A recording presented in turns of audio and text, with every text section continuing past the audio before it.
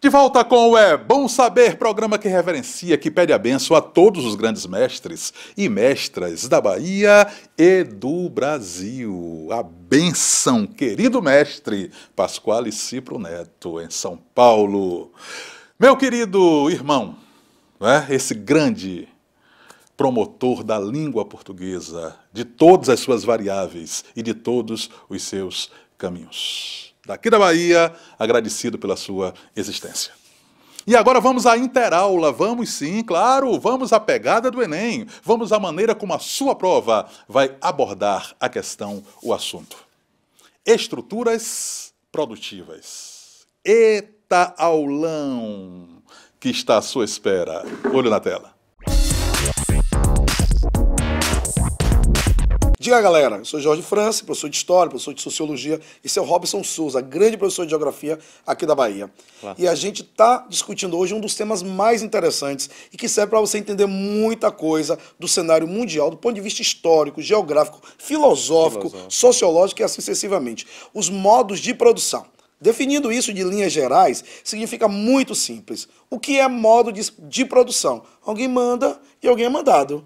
Perfeito. É isso que o Karl Marx ele diz, é que a relação entre produção econômica e consumo é muito desigual. Quem produz geralmente apropria-se pouco e quem não produz apropria-se muito. E é isso que gera as desigualdades sociais. E durante muito tempo e ao longo da maior parte da história, a humanidade sempre esteve mergulhada nas desigualdades sociais. Exemplo, servidão coletiva no Egito. Quem manda é o Estado, o faraó, quem obedece os servos, modo de produção asiático. Roma, o escravo. Grécia, o escravo, o modo de produção escravista. O senhor, o escravo. O feudalismo, o senhor e o servo. O servo que produz para o seu senhor. E a Igreja Católica, meu amigo Robson, foi uma grande senhora feudal. E até que na Baixa Idade Média a gente vai ter um nascimento do sistema capitalista, o modo de produção capitalista, talvez um dos modos de produções mais interessantes e mais importantes da história. E no século XIX, intelectuais, filósofos como Karl Marx, Bakunin, Friedrich Engels, gostou de minha pronúncia? Friedrich Engels. Eu saí lá em casa para poder falar isso. Passaram a discutir um antídoto para o capitalismo, que é o socialismo. E a geografia sabe muito bem isso, e é por isso que meu amigo Robson vai dar um show de bola agora. Faça o gol, Robson. Vamos lá. Olha, depois da Revolução Russa, né, em 1917, e o aprofundamento desse socialismo, principalmente após a Segunda Guerra Mundial, a gente pode perceber que esse embate aí no período chamado de Guerra Fria, uma vez que não houveram conflitos diretos, né, somente os indiretos, 91, é isso? Isso, 45 até o final da União Soviética, lá em 91, ele foi fundamental para construir a ideia de socialismo enquanto saindo de uma teoria, lá do Friedrich Engels, do Karl Marx, e chegar numa prática, quer dizer, a diferença entre a teoria, aquilo que estava escrito em O Capital, Manifesto Comunista e outras obras, na prática eles não aconteceram exatamente como estava proposto, como estava previsto, né? E hoje a gente vê também que esse socialismo não só é diferente, mas ele é diferente em cada local que ele se realiza, assim como o capitalismo também. A roupagem que esse capitalismo ele vai tomando de acordo com o espaço que ele vai se apropriando é diferente. Há uma tentativa de homogeneizar o processo, mas na prática não. Na prática é uma fragmentação desse processo, porque cada cultura, cada povo,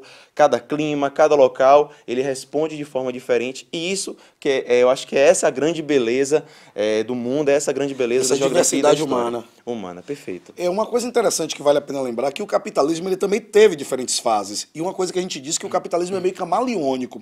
O escravismo romano entrou em crise, desapareceu, gerou o feudalismo. O feudalismo entrou em crise, gerou o sistema capitalista. E o sistema capitalista já teve por várias crises. A crise lá do comércio, nos séculos 17 para 18, a transição do capitalismo industrial para o capitalismo industrial financeiro, o final do século XIX, que gerou uma crise do capitalismo, a crise de 29, a crise atual, e nada acabou realmente de fato com o capitalismo. Alguns dizem, talvez o capitalismo seja camaleônico, muda de cor, mas continua sendo capitalismo. Eu acho, Jorge, que inclusive essas crises, elas surgem como uma característica do próprio capitalismo. Eu acho que a crise, diferente do que era no passado, que a gente tinha uma crise, um intervalo, uma outra crise, um intervalo, uma outra crise, agora é um processo cíclico e é fundamental para a própria reprodução. A gente Do pode capitalismo. usar do capitalismo. A gente pode usar como exemplo aí a questão dos bancos, né, quando entraram em crise a partir de 2008, né, os bancos maiores, eles permaneceram com a ajuda do governo. Claro. E os menores quebraram. Quer dizer, há uma nova reorganização capitalista e isso é fundamental para a preservação desse modo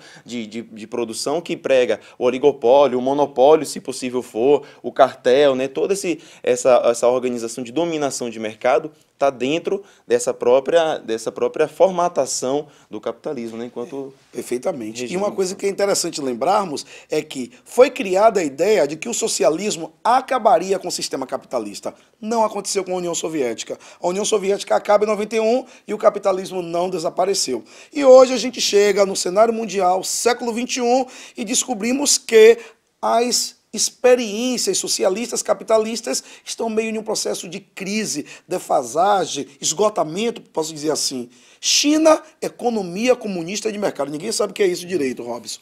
Cuba, Fidel já avisou que vai acabar o socialismo cubano nos próximos anos. Não vai ter condições de resistir. E a Coreia do Norte, apesar do militarismo, se diz socialista, mas passa maus bocados. O que fazer, Robson?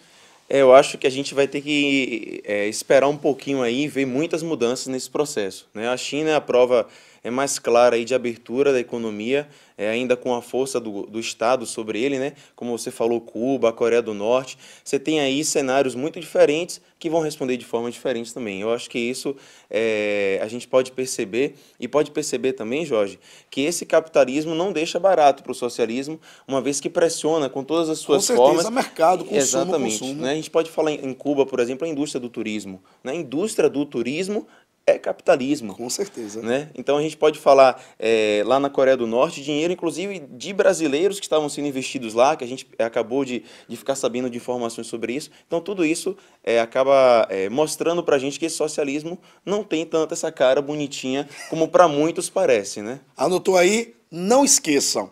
Capitalismo e Socialismo no século XX, Guerra Fria, vale a pena consultar. E Hegemonia do Capitalismo no século XXI. Essa temática pode estar na sua prova do Enem. Estude, aprenda e dá um show de bola lá na prova do Enem. Um abraço. Um abraço, boa sorte. Tchau, gente. Tchau. Professor Carlos Eduardo, Cadu, querido, Jorge France, esse grande mestre de história, ciências políticas, enfim, esse poço de sabedoria, que aula vocês deram. Eu quero mais, sempre mais. Valeu, meu querido, é isso aí, isso é bom saber, juntando as grandes cabeças para que você tenha a melhor aula. A palavra é show, não para aí. Vamos buscar agora a palavra Arcadi. Vamos para o período colonial brasileiro e vamos trazer Cláudio Manuel da Costa, Soneto. Olho na tela.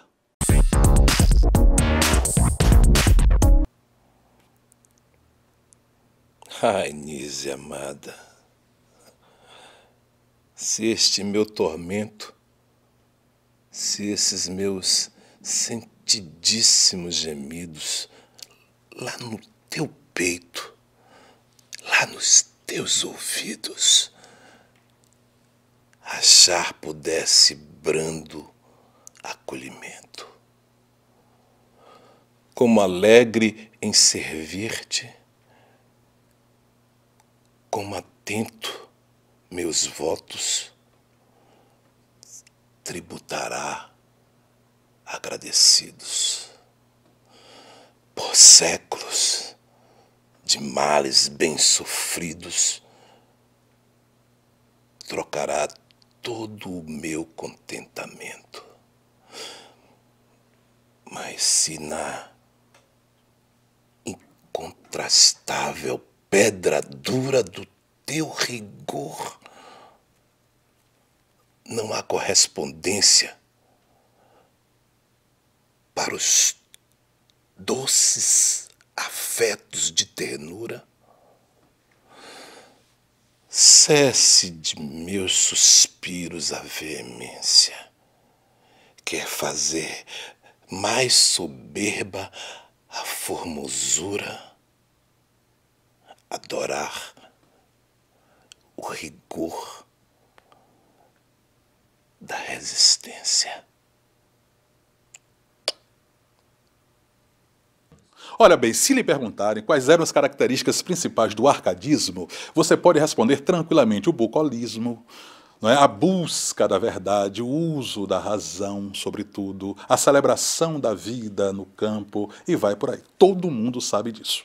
Mas quando você ouve esse soneto de Cláudio Manuel da Costa, você está vendo um homem apaixonado, né, se dirigindo à sua musa, querendo ardentemente esse amor e com medo de ser rejeitado. Por isso, muitos estudiosos consideram que o arcadismo no Brasil foi uma espécie de pré-romantismo.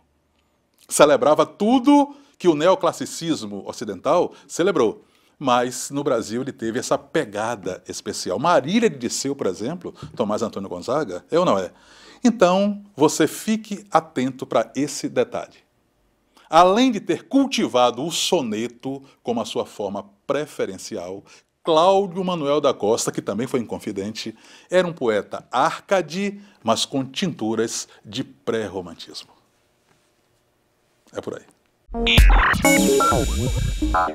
Dodge Sol! Oh, Dodge, meu Deus do céu! Puxa vida, você entra aqui nessa tela e a gente fica arrepiado.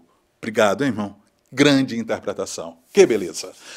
E aí, gente, tudo bem? Tudo bem, Jorge Portugal. Tem mais? Eu digo, neste mais não. Este foi embora, com certeza. Mas tem outros que virão. Por enquanto, saia da tela e entre no computador, na internet. Você vai ter lá, ó, www.educação.ba.gov.br. Vai ter também www.tosabendomais.com.br. Mergulhe, estude, navegue inteligentemente, que eu estou daqui torcendo por você. Até a próxima, galera.